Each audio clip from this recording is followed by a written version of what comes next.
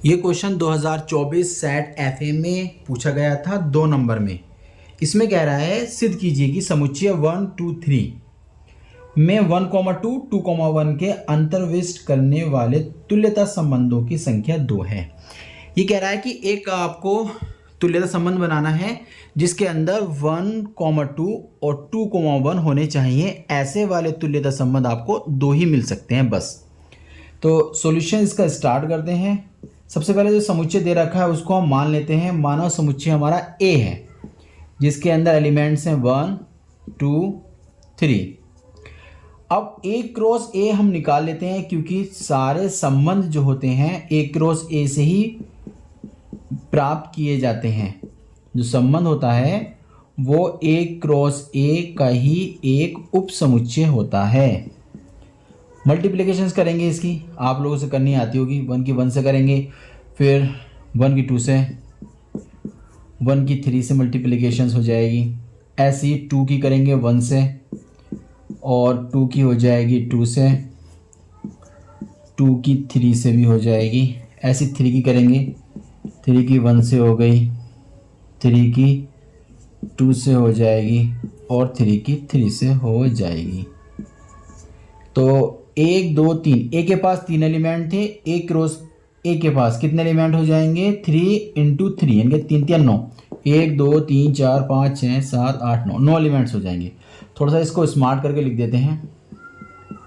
1,1 2,2 3,3 और फिर 1,2 1,3 2,3 3,2 2,1 और 3,1। इस तरीके से ये 9 एलिमेंट्स आपने लिख दिए। 1 2 3 4 5 6 7 8 9। ठीक है, अब क्वेश्चन करते हैं अपने स्टार्ट। उसने हमसे कहा है कि आप ना तुल्यता संबंध बनाइए जिसके अंदर ना 1,2 2,1 आने चाहिए। तो सबसे पहले हम बात कर लेते हैं तुल्यता संबंध की। तो तुल्यता संबंध के लिए क्या काम करना होगा हमें? तुल्यता संबंध के लिए एक संबंध हम जनरेट कर लेते हैं। संबंध हो, या ऐसे करते हैं, इसका नाम भी रख देते हैं, थोड़ा अच्छा लगेगा। संबंध आर हो। तुल्यता संबंध होने के लिए संबंध आर को क्या क्या होना पड़ेगा? नंबर 1, उसको स्वतुल्य होना पड़ेगा, रिफ्लेक्सिव कहते हैं। नंबर 2, उसको सममित होना पड़ेगा। नंबर 3, उसको संक्रामक होना पड़ेगा। ये 3 हमें रिलेशन ढूंढने हैं, तब जाकर उसका नाम तुल्यता पड़ेगा। चलिए पहला हम लोग तुल्यता संबंध निकालते हैं। पहला तुल्यता संबंध के लिए काम करेंगे हम लोग।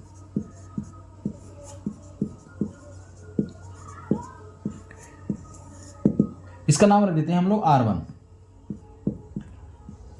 चलिए बात करते हैं स्वतुल्य होने की। स्वतुल्य का मतलब होता है अपने आप का रिलेशन अपने आप से जरूर होना चाहिए। तो इसमें से कौन कौन से नंबर यहाँ ऐड हो जाएंगे? एक तो 1 का 1 से होना चाहिए स्वतुल्य होने के लिए, 2 का 2 से भी होना चाहिए, और 3 का 3 से भी होना चाहिए। स्वतुल्य कंप्लीट हो गया।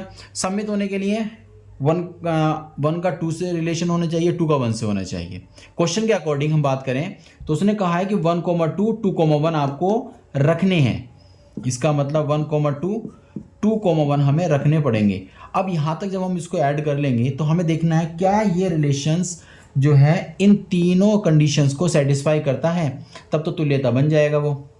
स्वतुल्य होने के लिए 1 का 1 से, 2 का 2 से, 3 का 3 के रिलेशंस है, यानी कि ये जो है स्वतुल्य आपका बन गया। सम्मित होने के लिए 1 का 2 से रिलेशंस है, 2 का 1 से ये भी रिलेशन है, यानी कि सम्मित भी ये हो गया।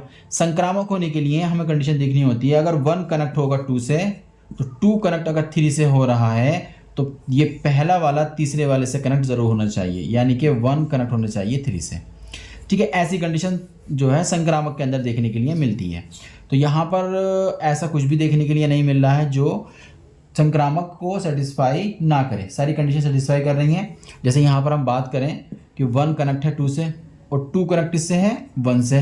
तो अब 1 जो कनेक्ट होना चाहिए 1 से होना चाहिए, यानी कि 1,1 आना चाहिए, वो हमारे पास पहले से ही है। इसका मतलब ये संक्रामक भी हो गया। तो अब ये तीनों कंडीशन को अगर सेटिस्फाई कर रहा है तो इसका मतलब ये पहला तुल्यता संबंध बन गया। ठीक है, अब आप लिख दीजिए यह एक तुल्यता संबंध है। ठीक है, कंडीशन ने कहा है कि वो अपने अंदर 1,2 2,1 रखना चाहिए। चलिए ये बात भी हम लोग लिख देते हैं, जो अवयव 1,2 व 2,1 को रखता है। एक तो हमारा सुतुल्य तुल्यता रिलेशन बन गया है। अब हमें दूसरा ढूंढना है, तो दूसरे के लिए हम लोग काम करने जाते हैं, देखते हैं कैसे ऐसे निकाला जाएगा। दूसरा तुल्यता संबंध, पहला तो ये आ गया, दूसरा अब निकालते हैं। तो दूसरा होने के लिए अब हमें क्या करना पड़ेगा, जो हमारे पास रिलेशंस आ चुका है, यानी कि अगर हम दूसरा संबंध अपना बनाएंगे उसके लिए हमें इस पे थोड़ा सा काम करना पड़ेगा। जैसे 1,1 2,2 3,3 और 1 2 3 1, ये तो हमें लेने ही पड़ेंगे, क्योंकि कंडीशन के अकॉर्डिंग हमें 1 2 2 1 लेना पड़ेगा और 1 1 2 2 3 3 हमें स्वतुल्य होने के लिए लेना पड़ेगा। तो अब आगे अगर हम काम करते हैं, यानी कि इस वाले रिलेशंस के अंदर इनमें से कोई भी नंबर हम अगर हम ऐड कर दें तो देखते हैं क्या होता है। हम लिख देते हैं, यदि हम संबंध R1 में 1,3 को रखते हैं, तो अब जैसे ये हमारा रिलेशंस आ गया, 1,3 हमने यहां से उठाकर जो है इसके अंदर रख दिया। अब जैसे 1,3 हम इसके अंदर रखेंगे तो सम्मित कंडीशन फेल हो जाएगी, क्योंकि 1 अगर 3 से कनेक्ट है तो 3 भी 1 से कनेक्ट होना चाहिए। इसका मतलब ये हुआ 3,1 भी हमें लेना पड़ेगा। तो अगर हम संबंध R1 में 1,3 को रखते हैं तो आप देख रहे हैं सम्मित फेल हो रहा है ना, तो क्या कहेंगे, सम्मित करने के लिए, तो सम्मित करने के लिए क्या करना पड़ेगा, 3,1 को भी रखना पड़ेगा।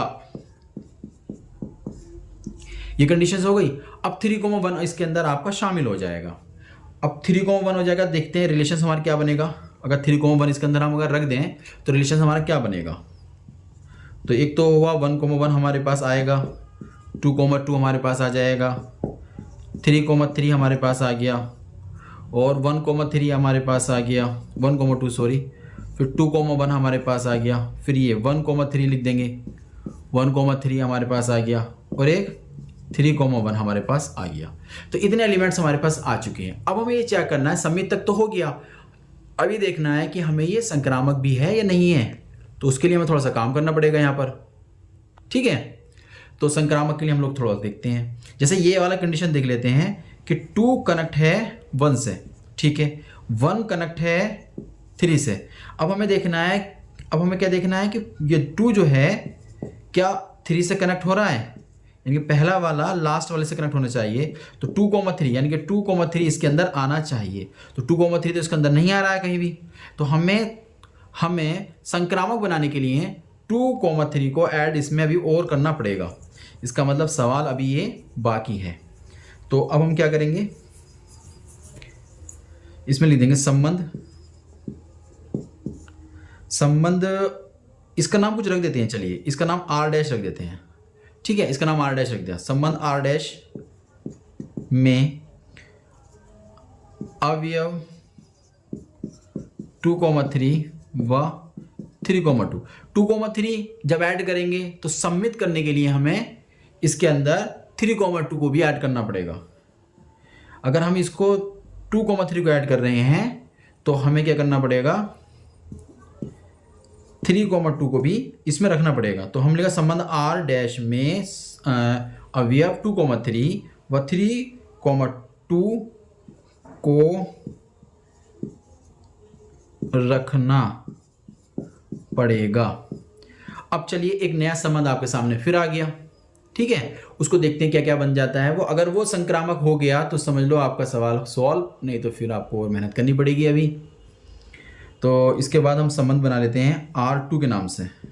R2 बन जाएगा 1,1 आपको ऐड करना पड़ेगा, 2,2 भी आपको लेना पड़ेगा, 3,3 भी आ गया, 1,2 भी आ जाएगा, और यहाँ से 2,1 भी आ जाएगा, 1,3 और 3,1 एलिमेंट 2,3 भी लेना पड़ेगा, 3,2 भी लेना पड़ेगा।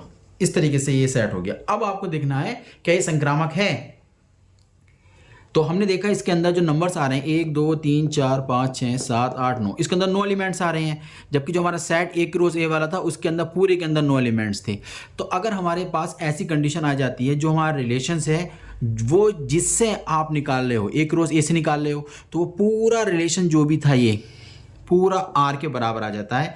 ऐसा सेट हमारा यूनिवर्सल सेट कहलाता है और ये हमेशा तुल्यता होगा, ये हमेशा तुल्यता होगा। आप चेक कर लीजिए, चाहे इसको लिख देंगे हम, ये संबंध भी तुल्यता संबंध है और इसे यूनिवर्सल हम कहते हैं। तो आप चाहे लास्ट में इसे लिख दीजिए, इस प्रकार हमें दिए गए सवाल से केवल 2 ही तुल्य संबंध प्राप्त हुए हैं।